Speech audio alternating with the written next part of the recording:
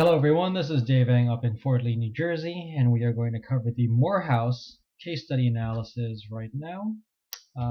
Some basic empirical facts. I'm going to try to be the person who does not read directly off the PowerPoint. But just an FYI, Morehouse is a historically black institution founded in 1967 outside of Atlanta. There's two major players here. There's Walter Massey, president, John Hobbs, provost, and these two charged with upgrading the institution's technology infrastructure during their tenure here at Morehouse College. And they implement a strategic plan in order to do that.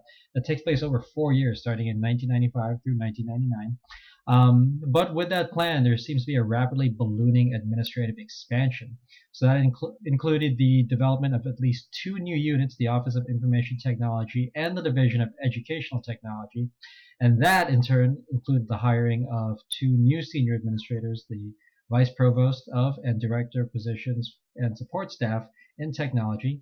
It also included the implementation of a new SIS, or Student Information System, which is known as Banner.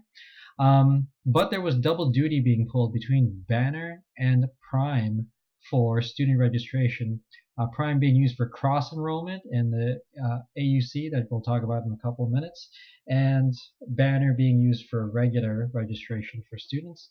There are also multiple technology skill levels of the faculty. Some faculty were very comfortable using technology, others not so much. And the last basic empirical fact was just discussing the necessity of students purchasing their own laptops. So moving on to causes and antecedents. So one, there was an established relationship with the Atlanta University Center, those 6 other historically black colleges and universities, but there's no technology reporting with those affiliated institutions. So there was an official relationship between all of them, but the case study failed to update any information about how those institutions communicated about technology. And there's also rapidly growing investment in hardware, software, and administration. I think that the two senior administrators in this case recognized the need to invest in both hardware and software, but not necessarily administration. It didn't seem to be part of their 3-phase model. The continuation of dual registration, Banner and Prime, it's very time consuming and costly to run one student information system, so I couldn't imagine what it would be like to run 2 of them. And then the last one is the progressive technology rollout that addressed faculty technology competency just prior to implementation. So it seemed like from this case, there was an administrative and technical hardware and software rollout, and then faculty were trying to catch up with that implementation and using it in their everyday work. So some helpful information that would have helped if we had known this to begin with. So what relationship did Morehouse senior administration share with the rest of the AUC? So it looked like we had our 2 main players, the president and the provost, in this situation, but it didn't seem like they had a lot of communication across the AUC for other technology functions. And then they had a plan for the rollout, but not really a specific budget or expectations. Again, in hardware software administration, at the beginning of the strategic plan, just kind of a schedule on how that rollout would happen. And more information about AUC's information technology upgrade progress. So again, Morehouse is just one institution in this AUC consortium that is implementing these technology upgrades, but there hasn't been an update from the other institutions in what progress they are making. And then assessment information from each stage. There were 3 distinct stages in this rollout plan, but nowhere in the case did it include any role of assessment and what role that would play in determining if the plan was succeeding according to the strategic goals of the institution. So moving on to warranted action. So I did some research basically on technology implementation and rollout.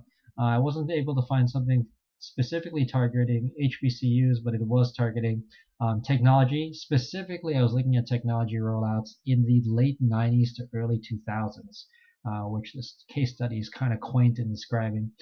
So a couple of warranted actions I would think would apply here would be communicate a need for rapid upgrade to the AUC institutions involving a clear vision and implementation. So it seems like here that Morehouse is the only institution that is up to speed with their technology implementation, and that's evidenced by their necessity to run both Prime and Banner for student registration. And at one point, Prime is going to have to come offline, and Banner is going to be the only SIS that they have, and that's really going to affect cross-registration across the other institutions. So that rapid upgrade needs to occur quickly with those other institutions, at least in the SIS realm. I would also say include aspects in the plan that provide for evolving development of future technology. So some of the literature I read was that we know that technology at this point is not going to be static. It's going to be always changing and evolving and growing. So to include plans in your strategic initiatives for the year that address that would be helpful for not only Morehouse but the other institutions. And then keep members informed about implementation changes. I use the specific term scheduled, working, and completed. I don't know if any of my other colleagues out there use Kanban boards for their offices and units, but basically a Kanban board is a Japanese productivity tool that basically is just a task list, but it has 3 columns: scheduled, working, and completed for different items. And it is useful to see what items have been scheduled, what items are being currently worked on, and what has been completed to kind of show your progress in that area. So I think that Morehouse could also use this for a rollout of technology at the other AUCs. Also promoting an egalitarian computer access, again tied to mission. So Morehouse in this case is a small liberal arts college located outside of a major metropolitan area that specifically addresses the education of students in Black culture and history. So with that being said, promoting an egalitarian use of computer access would be beneficial in this scenario, since students are going to need it in order to be technologically competent for not only their courses but their professional lives after Morehouse. And then lastly, realize an optimal strategy for updates at a critical threshold. And that was based on the reading I had done before about determining exactly when technology upgrades should be implemented and on what schedule. And it's really going to depend on institution to institution, but you're going to be constrained by facilities, resources, and funding most of all. So again, my name is Dave Eng out here in Fort Lee, New Jersey. This was my case study on Morehouse College. You can reach me at eng.d@husky.neu.edu. Here's a list of my references. I'll also post it up on my Prezi link. And this was the Morehouse case study. So I hope you liked it.